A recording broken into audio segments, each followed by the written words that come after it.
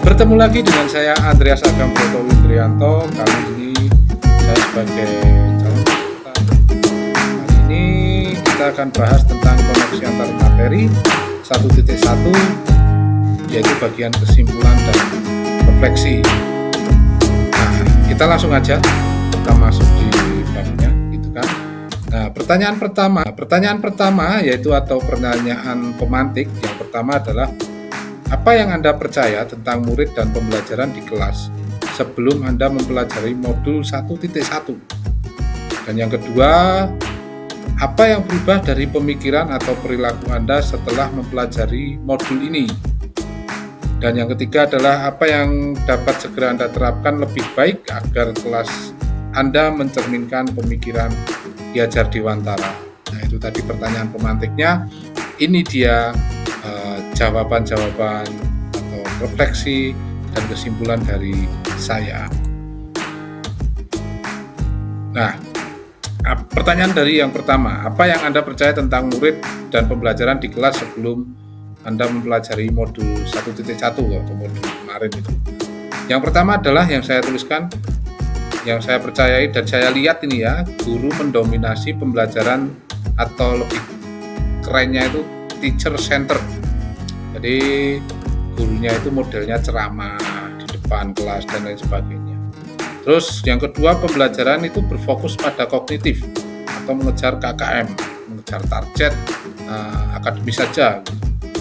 Yang ketiga, guru itu cenderung kurang memperhatikan karakter anak. Jadi pinginnya itu guru yang dilihat, bukan guru yang melihat anak atau murid.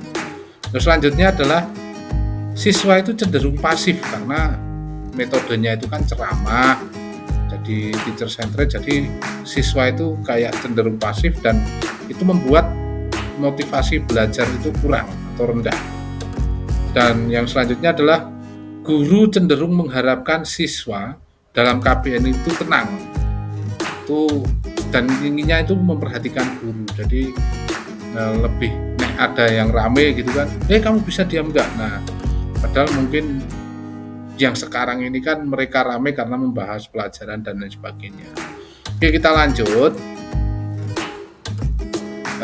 Apa yang berubah dari pemikiran atau perilaku setelah mempelajari modul ini? Nah, setelah saya mempelajari modul itu membuat merubah pemikiran saya, di mana guru bukanlah sumber belajar utama karena banyak sumber-sumber belajar yang lain. Terus kemudian pembelajaran itu harus berpusat kepada siswa atau berpusat pada murid. Jadi student center, beda dengan tadi yaitu teacher center kan.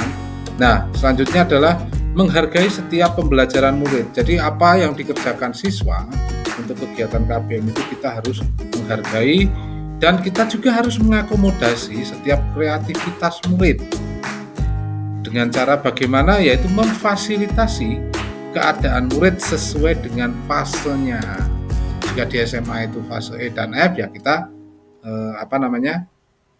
fasilitasi. Kalau dalam bahasa BK itu tugas perkembangan, jadi harus membimbing atau melakukan pembelajaran itu sesuai dengan tugas pembelajaran siswa agar siswa itu dapat berkembang dengan optimal gitu.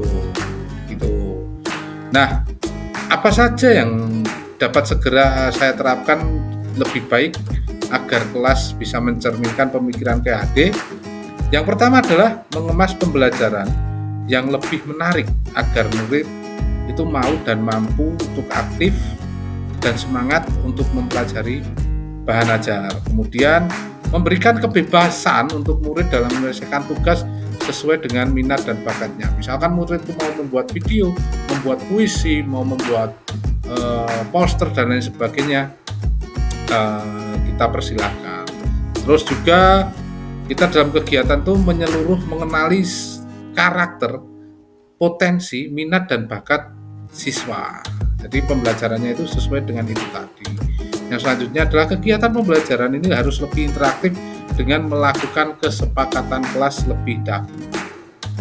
Jadi nanti ada apa yang boleh dilakukan dan apa yang tidak boleh dilakukan itu disesuaikan dengan keadaan kelas masing-masing. Bukan kita sebagai guru yang siswa harus menyesuaikan dengan kita, tidak, tapi kita semua harus berembuk agar pembelajaran itu lebih interaktif dan lebih menarik gitu kan. Nah, selanjutnya itu ada juga melakukan pembelajaran dengan yang sesuai dengan kearifan lokal, karena harus sesuai dengan kodrat zaman, kodrat alam gitu kan. Terus kemudian menyebarkan pembelajaran dengan konsep merdeka belajar dengan mengintegrasikan pelajar Pancasila. Selanjutnya melakukan pembelajaran dengan sesuai dengan kearifan lokal ini. Dan lanjut yaitu melakukan kegiatan pembelajaran dengan sistem among atau menuntun, bukan menuntut. Terus selanjutnya yaitu pembelajaran yang sesuai dengan kodrat alam dan kodrat zaman peserta didik, karena setiap angkatan atau setiap anak itu mempunyai kodrat-kodrat yang berbeda antara satu dengan yang lain itu. Nah, kesimpulannya apa? Ini untuk proses itu semua. Pertama adalah menuntun anak sesuai dengan bakat dan minatnya. Jadi kita harus sesuaikan dengan bakat, minat, cita-cita dan lain sebagainya.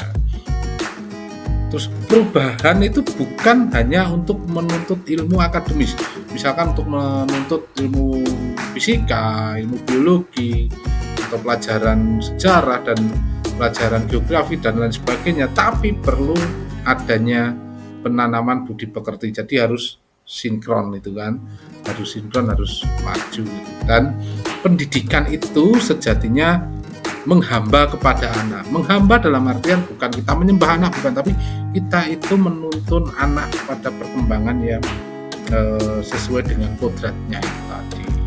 Kita bukan menuntut tapi menuntun. Nah, demikian dari pemaparan ini dari saya. Jika ada kurang lebihnya kami mohon maaf. Terima kasih dan selamat siang, sore, malam, dan sesuai dengan membuka. Terima kasih, mohon izin.